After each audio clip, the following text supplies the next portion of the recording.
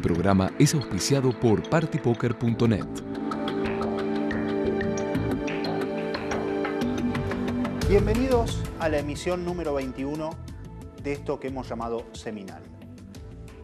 En el programa de hoy trataremos un tema poco ortodoxo que no es discutido con asiduidad entre los diferentes jugadores. Quienes quieran consultarlo en foros o en la literatura de póker tendrán problemas en encontrar especificidades sobre lo que hablaremos. Y veremos tan solo las líneas creativas. Muchos de ustedes se preguntarán ¿qué son las líneas creativas? Para ello, hemos creado una placa con una cierta definición que les permitirá adentrarnos en el tema. Tal como pueden ver en sus pantallas, las líneas creativas no son otra cosa que aquellas que nos permiten estar a la vanguardia y poder enfrentar a nuestros rivales con mayor jerarquía. Son jugadas que rompen los esquemas, atacan parámetros especiales y se alejan de las líneas normales para cada situación. Les pido por favor, destaquen en sus cabezas el concepto de que rompen esquemas. Es decir, no son cosas usuales, no es lo que la mayoría realiza y es por ello que hemos decidido tratar este tipo de líneas o estrategias de juego en este seminario. Cuando hablamos de líneas creativas, debemos diferenciar primero las líneas globales. Las mismas buscan parámetros de entidad global. Por ejemplo, si nosotros vamos a empezar a jugar en una determinada sala, cualquier jugador bueno o que quiera hacer bien las cosas deberá tratar de denotar cuáles son las tendencias generales que se producen dentro de ese sitio. Una vez que uno conozca cómo juegan los regulares, qué tipos de maniobras utilizan, podrá delinear una estrategia global y entenderla de sus rivales, que le permitirá a su vez saber cuándo efectuar una apuesta de continuación, cuáles son los montos que se utilizan en esa sala, si es común el 3-bet light, obviamente dependerá mucho del límite, etc. Por otro lado, y en contraposición con las líneas globales, se encuentran las líneas específicas de juego. Tal y como su nombre lo indica, se enfocan en un jugador en particular en una situación específica.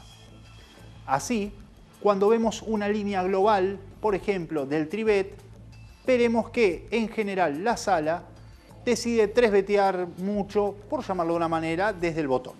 Una línea conocida por todos. En cambio, utilizaremos líneas específicas para enfrentar a esos jugadores que hagan el 3-bet desde el botón, siempre teniendo en cuenta quién es el jugador en particular y cuál es la situación en particular. Ustedes se preguntarán de dónde surge este tema que trataremos hoy. Básicamente, lo que suele pasar en el mundo del póker es que de vez en cuando sale un libro revolucionario o algún video de alguna escuela online que propugnan hacer alguna movida que está fuera de lo común. Los jugadores, que suelen leer y suelen instruirse a través de videos, adoptan y muy pronto una idea que ha sido bien recepcionada se transforma en una forma global de juego. Para ello, debemos buscar y tratar de detectar a través del tiempo cuáles son esos patrones preestablecidos y considerar cómo podemos vulnerarlos para así hacer nuestro juego muchísimo más rentable. Eso nos lleva al primer tema en específico del día, que es el robo desde posiciones tempranas. Como ustedes podrán apreciar en la placa, básicamente se constituye de diversas preguntas que debemos efectuar. Es que antes se respetaba mucho el open raise desde posiciones tempranas. Como pueden ver, uno se preguntará si puede llevarse el pozo preflop y en ese caso si será rentable hacerlo. Con tan solo invertir 3 ciegas en un open raise desde una posición temprana podremos llevarnos un pozo sin disputar. Y esto se debe a que con anterioridad se creía que esos open raises eran fuertes y generalmente representaban reyes. ¿Qué pasa en cuanto al post-flop? ¿Puedo llevarme el pozo post-flop? Es decir, una vez vistas las 3 primeras cartas comunitarias. Quizás no lo logre con mi open race, pero si mi rival tiene un alto porcentaje de call pre-flop y un alto porcentaje de fold a la apuesta de continuación post-flop, digamos un 80% o más, la jugada seguirá siendo rentable, ya que si no me llevo el pozo en el momento, podré llevármelo con una apuesta de continuación. Por último, hay que preguntarnos qué pasaría si nos hacen un tribet desde este robo en posición temprana. Básicamente, lo que deberemos ver y saber es que estaremos enfrentando a la mejor parte del rango de nuestro rival. Si tenemos posición, si la situación es propicia, podremos tratar de pagarlo y jugar contra él post-flop. En cambio, si notamos que es un rival con el cual estaremos fuera de posición y un buen jugador, tan solo habremos perdido 3 ciegas de inversión en ese determinado post. Así las cosas, los invito a ver un tape de nuestro invitado de hoy, el señor Richard Dubini, quien se explaya sobre el tema en cuestión, es decir, el robo en posición temprana. El robo de posición temprana creo que surge como una evolución en realidad en el póker. No sé si es una evolución o un cambio de paradigma de que en un principio cuando salías a robar desde posición tardía, que llamamos cutoff, hijack o botón, por ahí perdés credibilidad porque son las últimas posiciones, por lo tanto recibías más tribet, tenías que soltar más manos.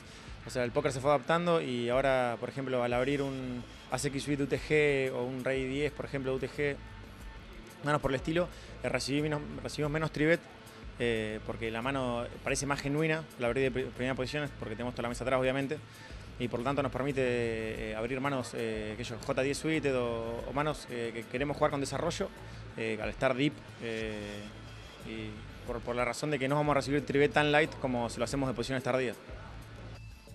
Lo que básicamente nos está invitando Richard a pensar es que hace un tiempo se empezó a entender que los open races desde posición temprana representaban manos que tenían mucho valor, es decir, reyes o ases.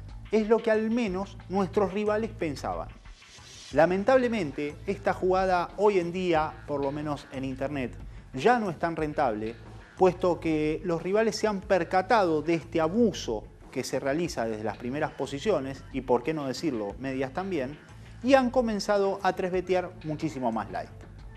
Es importante entender, antes de pasar a nuestro primer ejemplo, que el rango percibido por parte del rival ya no se trata de ases o de reyes cuando se realiza el robo desde posición temprana. Jugarán el resto de la mano sin posición y, si bien en su momento fue una jugada rentable, hoy en día quizás no lo sea tanto. ¿Por qué no verlo expuesto en un ejemplo práctico? Los invitamos a presenciar la primera mano Party Poker de la noche.